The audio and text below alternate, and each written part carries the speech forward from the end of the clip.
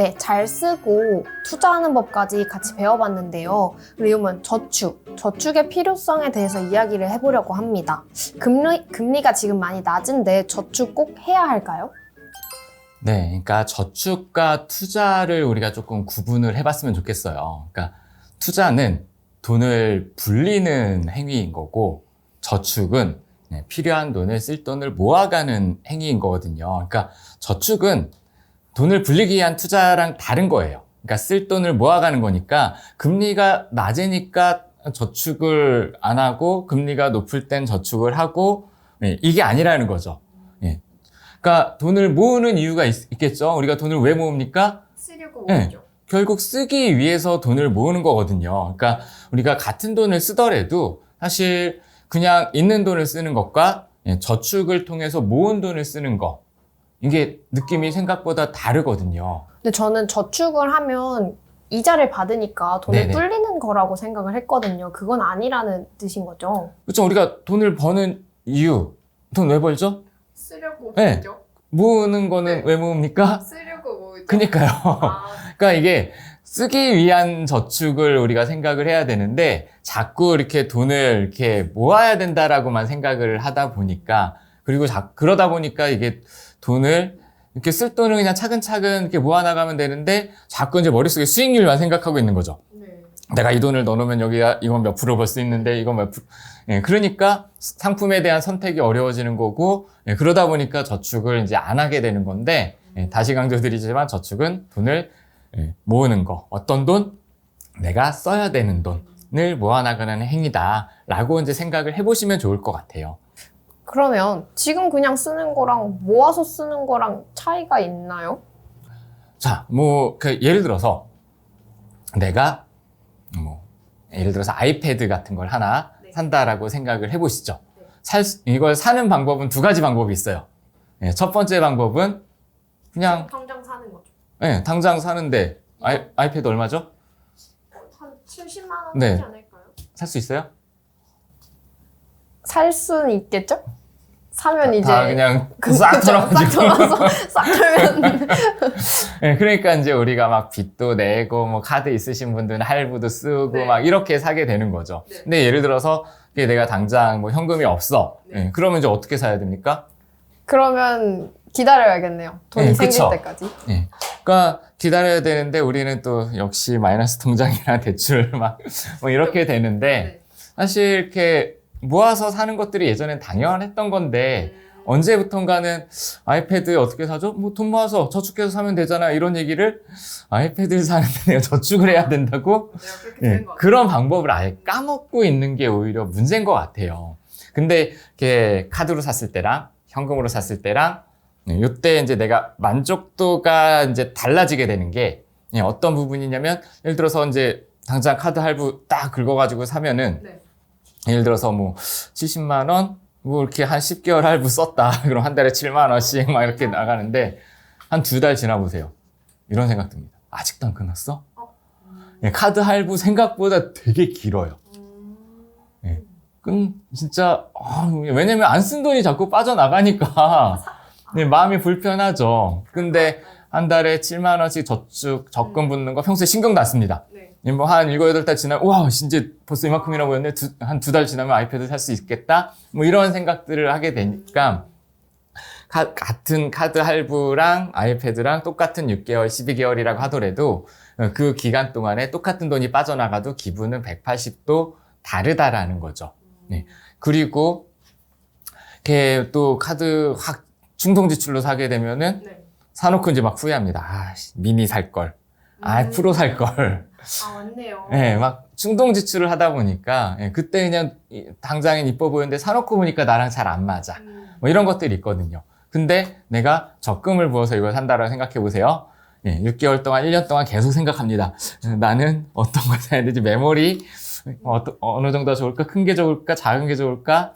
고민하면서 나한테 적절한 모델들을 찾아가게 되는 거고, 예를 들어서 이렇게 적금 만기 1년 딱 됐어요. 바로 사러 뛰어갈 것 같아요? 그럴 것 같은데요? 바로 사러요? 그렇게 엄청 정말? 기대감을 차곡차곡 쌓았음. 근데 또 막상 돈 받으면 다른 거 하고 그쵸, 그쵸. 싶어질 것 같기도 하네요. 적금 만기 한 번도 해본 적 없는 내가 드디어 만기금을 탔는데 이걸 아이패드 따위를 사야 된다고? 아, 적어도 한 번은 생각을 해보게 될 거예요. 정말 이게 꼭 필요하다라면 사겠죠. 네, 근데 만일 아이패드 말고 다른 걸 해야 된다? 아니면 내가 나 이거 노트북 가지고도 되던데, 네, 이런 생각하시는 분들은 또 안 사는 분들도 있을 거고, 네, 뭘 하든 간에 어쨌든 충동 지출을 막은 거고, 네, 나의 우선순위, 적어도 아이패드보다 급한 지출을 하게 됐을 거고, 네. 네, 그렇기 때문에 같은 돈 100만 원을 쓰더라도, 예, 그냥 카드로 그때그때 쓸 때와 내가 적금으로 모아서 쓸 때는, 예, 내 돈이 훨씬 더 적절하게 쓰여질 확률이, 예, 그만큼 더 높아지게 된다라는 거죠. 네. 확실히 적금으로 모은 돈을 한 번에 쓰지 않고 한 번 더 생각해 볼 수 있도록 하는 것도 저축의 장점일 수도 있겠네요. 예, 예를 들어서 이렇게 한 6개월씩 2만 원씩 돈을 모아보세요. 그럼 12만 원이잖아요. 네. 예, 12만 원 정도는 그냥 월급에서 써도 씁니다. 네. 근데 월급에서 쓰는 12만 원과 적금 만기된 거 쓰는 거 12만 원은 기분이 180도 달라요. 그럴 것 같아요. 예, 그 경험을 여러분들이 한번 해보시기를 권합니다. 어릴 땐 용돈으로 이제 차곡차곡 모아서 했는데 확실히 돈을 버니까 한 번에 낼 수 있어. 이게 좀 생긴 것 네. 같아요.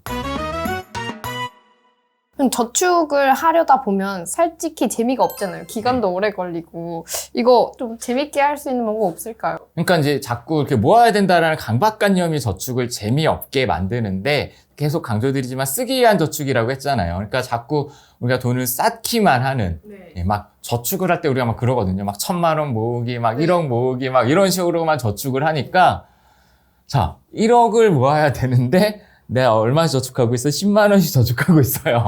몇 년이 걸릴까요? 네, 재미가 없잖아요. 네. 당연히. 그러니까 쌓기 위한 저축만 하니까 눈에 보이지도 않고 내가 이거 과연 되기는 할까 막 이렇게 되거든요. 네.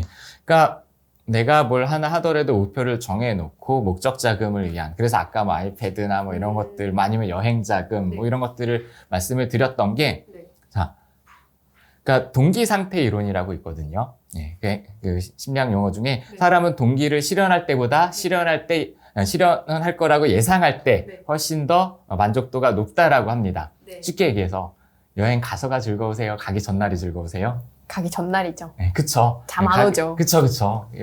여행 가기 전날에는 어디 가서 이렇게 막 맛집 가고, 막 어디 가서 사진 찍고, 막 이런 거 생각하는데 막상 가보면은 햇빛 때문에 막 날씨 푹푹 찌고, 막 비 오고, 막 짜증나 죽겠거든요. 그쵸. 상상 속에가 제일 즐거웠다. 네, 돈 쓰는 것도 마찬가지예요. 내가 돈을 모아가는 과정 속에서는, 예, 내가 이거 만기 돼서 저것도 사고 이것도 사고 막 이런 생각들을 하게 되는데, 막상 가서 이제 해보면은, 예, 쾌락적인 현상이라고 하거든요. 사람은 내가 갖고 있는 것에 대해서는 사실 금방 적응하게 되고 만족도를, 예, 느끼지 이제 못하게 되는데, 그러니까 새 옷을 사면은 평생 행복한 게 아니죠. 그렇죠.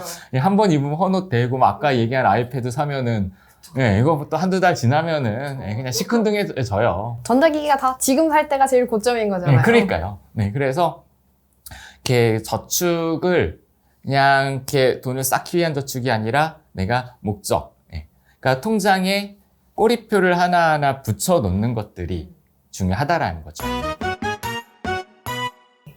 그러면 쓰기 위해서 저축을 할 건데, 그러면은 그 저축 내가 목표를 세워둔 거, 그 이상으로도 모을 수도 있고 그 이하로도 모을 수 있잖아요. 네. 그럼에도 저축을 꾸준히 하는 게 중요한 거죠.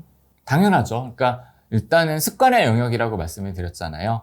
작은 돈이라도 일단은, 예, 내가 저축을 꾸준히 하는 그런 습관을 들여놔야, 그래야 이제 큰 돈이 생겼을 때도, 예, 그리고 살다 보면 지금보다 어려워질 때도 있거든요. 네. 예, 그렇다 하더라도 내가, 예, 저축하는 돈을 빼놓고 남는 돈을 쓰는, 예, 그 훈련을 해보는 게 이제 굉장히 중요하고, 그러니까 자꾸 이제 쓰기 위한 저축이라고 했는데, 그러니까 이걸 감을 잘 못 잡으시는 것 같아요. 무슨 의미인지. 네. 그러니까 저축을 할 때 일단은 장기 저축이 아니라 단기 저축을 먼저 해야 되거든요.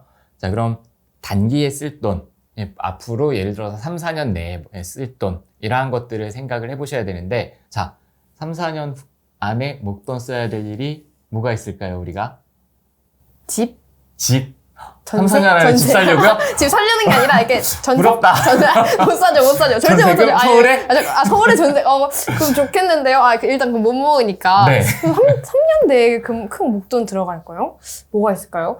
그러니까 이게 자꾸 여기서 3, 4년 내에 목돈 지출하면 자꾸 우리가 집, 차 막 이렇게 그쵸. 큰 것만 생각을 하는데 소소한 목돈 지출들을 자꾸 생각을 해보셔야 되세요. 여기서 소소한 목돈 지출이라고 하면은 뭐냐면은 내가 월급에서 일시불로 결제하기 부담스러운 금액이 얼마부터인지를 생각을 해보셨으면 좋겠고, 예를 들어서 이렇게 직장 다니시는 분들은 한 50만 원 넘어가면 일시불 좀 부담스러우실 거예요. 그리고 학생분들, 아직 뭐 아르바이트로 생계를 꾸리시는 분들은 뭐 2, 30만 원만 넘어가도 이렇게 그렇죠. 일시불 좀 부담스럽잖아요. 결국에는 이러한 지출들이 뭐 카드 할부나 뭐 후불결제 같은 네. 또는 이제 뭐 대출 같은 이제 빚으로 쌓이는 것들이거든요. 네.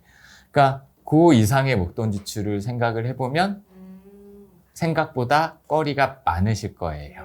네. 그래서 제가 아까 아이패드 같은 것들도 말씀드렸던 게 당장 우리가 쓰는 스마트폰도 3, 4년 지나면 이제 교체하시는 분들 많이 계실 거고, 노트북 같은 것들도 있을 거고, 그리고 여행도 한 번씩 다녀오시죠.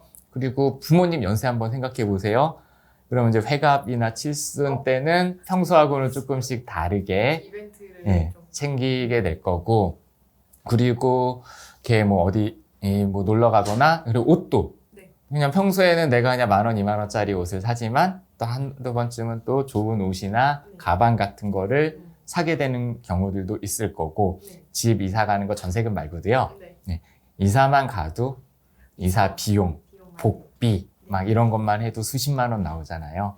네, 그러니까 그러한 경우들도 생각을 해봐야 될 거고, 그러니까 자취를 하시는 분들은 우리 집에 있는 가구나 가전제품 교체 주기 같은 것도 생각을 해보셔야 되시는 거예요. 자, 그럼 이렇게 생각보다 할 일 많은 것들을 위해서 저축 필요했는데요. 짧게 요약해 주시겠어요? 네. 그러니까 이제 그런 이제 저축 리스트를 한번 꼼꼼하게 따져보시고 이거를 각각의 통장으로 이렇게 만들어 보시는 게 필요할 것 같아요. 그렇게 해서 내가 저축을 할 때 막연하게 하기보다는 뭔가 목표를 가지고 좀 더 즐겁게 의미 있게 저축을 시작을 해보셨으면 좋겠습니다. 의미 있는 큰돈 소비를 위한 저축, 오늘부터 시작해 보도록 할까요? 저도 시작해 보겠습니다. 그러면 오늘 영상도 유익하셨으면 다음 영상에서도 만나요. 여기까지 하겠습니다. 안녕!